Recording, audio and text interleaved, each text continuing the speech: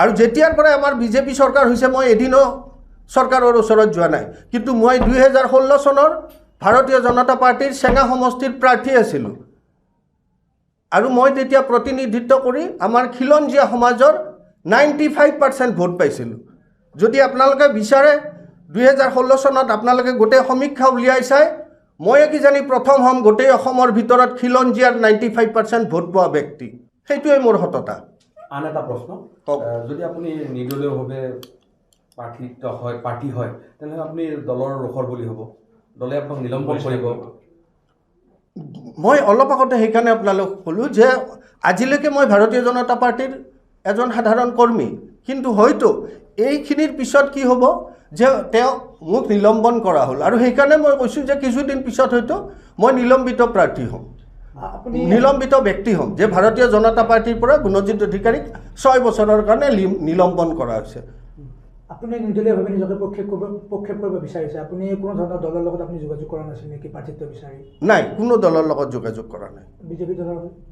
BJP দলত আপুনি বিচাৰিছিল নে প্ৰাৰ্থিত্ব মই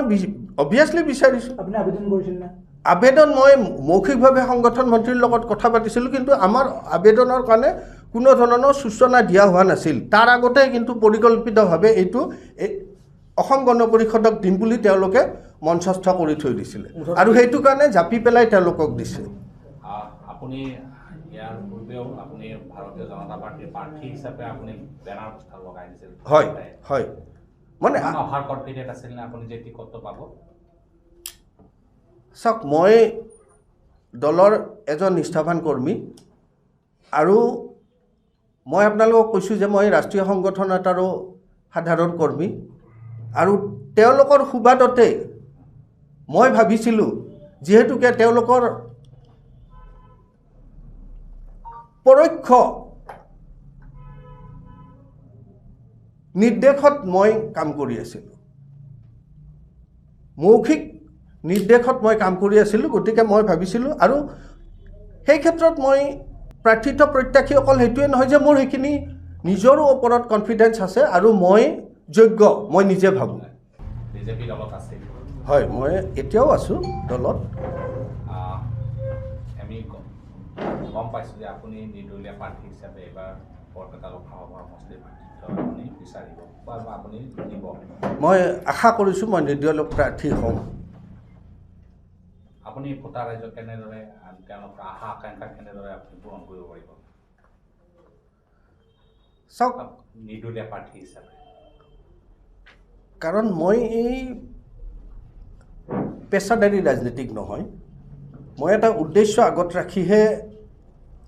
আমাৰ এই ৰাষ্ট্ৰীয় দলৰ হৈ কাম কৰি আছিলোঁ আৰু আমাৰ মোৰ উদ্দেশ্যটোৱে তেনেকুৱা আছিল যে সততাক আৰু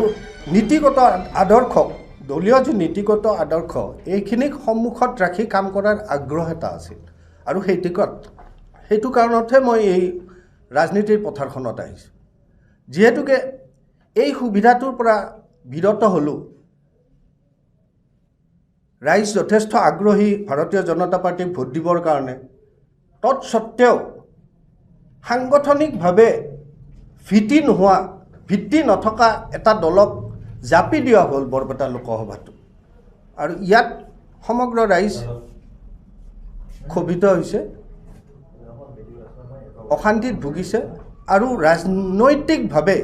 দিশহাৰা হৈছে আৰু সেইটো ক্ষেত্ৰত ৰাইজৰ ওচৰত মই থিয় দিব বিচাৰিছোঁ 8বাৰকৈ ফণীভূষণ চৌধুৰীয়ে নিৰ্বাচনত জিকিছে 8টা টাৰ্মৰ বাবে আৰু তেওঁৰ গণভিত্তি নাই বুলি আপুনি কেনেকৈ ক'ব খুব সুন্দৰ প্ৰশ্ন ডাঙৰীয়া ফণীভূষণ চৌধুৰী ডাঙৰীয়াই আপুনি জানে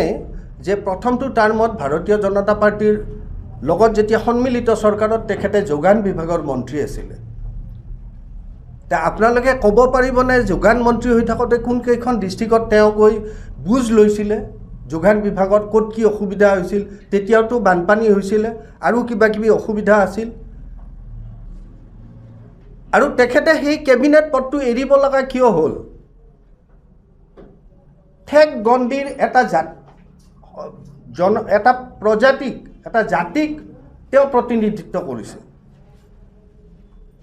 ঠেক গণ্ডিৰ চিন্তাৰে তেওঁ বঙাইগাঁৱৰ বাহিৰত তেওঁ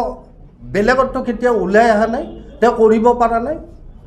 বঙাইগাঁৱৰ বাহিৰত তেওঁ বেলেগত ক'ৰবাত সাংগঠনিক কাম কৰি পাইছে নেকি? পোৱা নাই। আপোনালোকে যিটো ভাবিছে যে তেওঁ বঙাইগাঁৱৰ 8বাৰকৈ MLA,